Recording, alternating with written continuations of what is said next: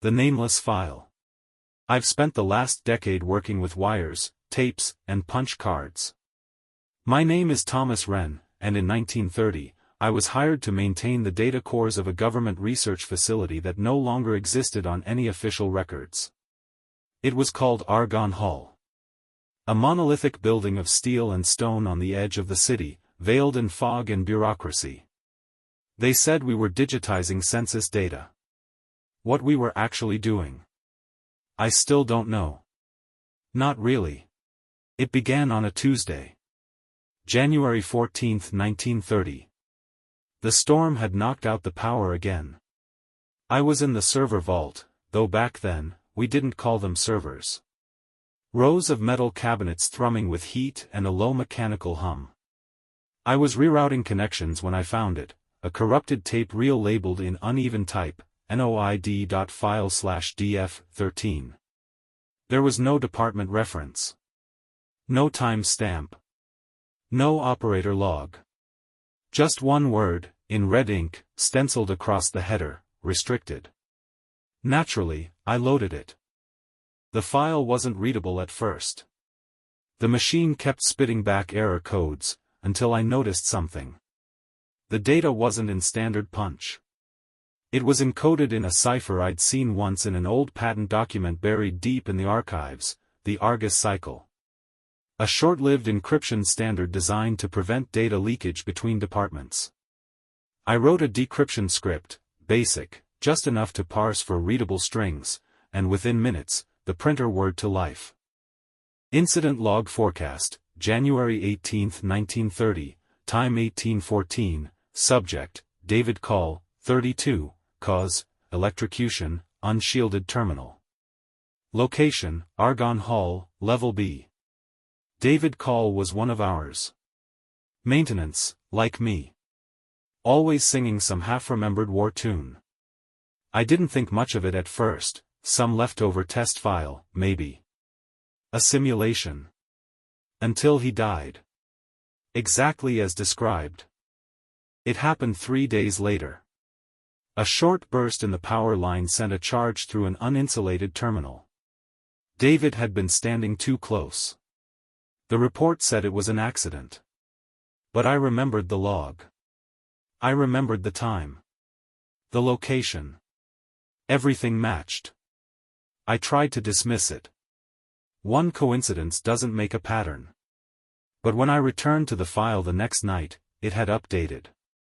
Forecast, January 22, 1930, subject, Margaret Ellison, fall from third floor mezzanine. Time, 15:02.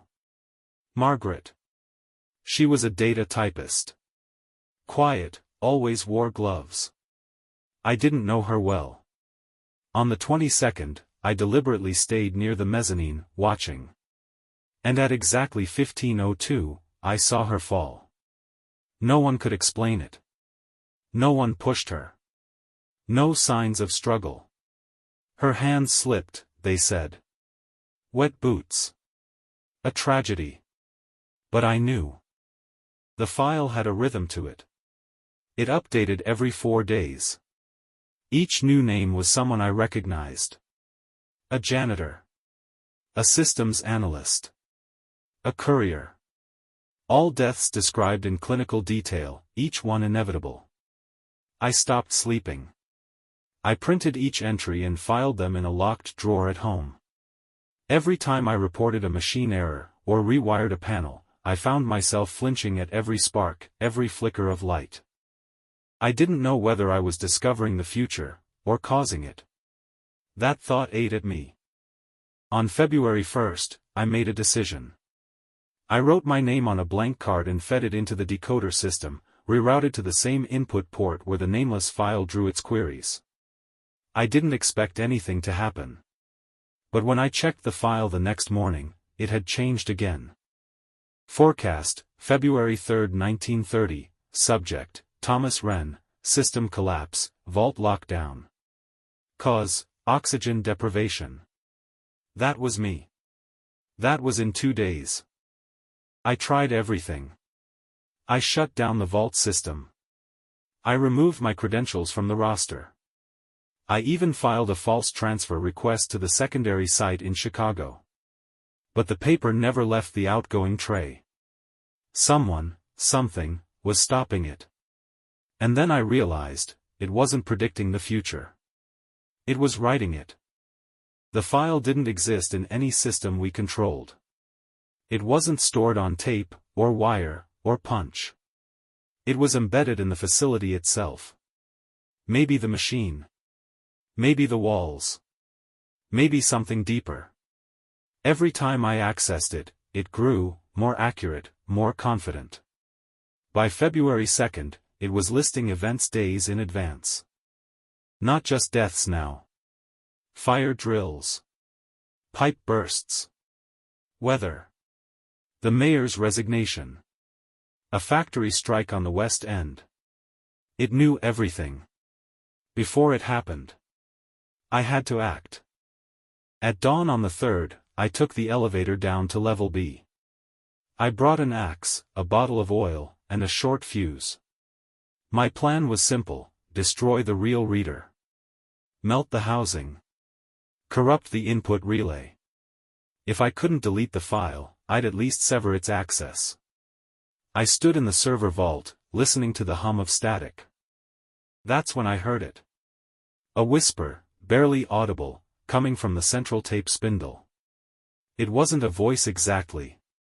More like breath, pressing against my ears. Thomas. The file had written itself into me. I don't remember lighting the fuse. I remember heat. I remember the smoke alarms failing to start. I remember waking up outside, face down in the dirt, frost on my coat. No one ever asked how I survived. Because no one remembered the fire. No obituary was printed for David Cull. No funeral for Margaret. The Argonne Hall incident wasn't reported in any paper. I searched for months. No names. No dates. No survivors. Except me. Now, I live in a rented room above a bakery near Marlow Street. I don't work in data anymore. I sweep floors. I keep to myself. I haven't touched a machine in 6 months. But sometimes, at night, I still hear it. The whir of the tape. The clack of punch. The whisper in the wire. Forecast pending. And I wonder if the file is still writing. If it ever stopped. Or if I am now the machine. If you enjoyed this story, don't forget to like, subscribe, and turn on the notification bell so you won't miss the next one. Thanks for listening.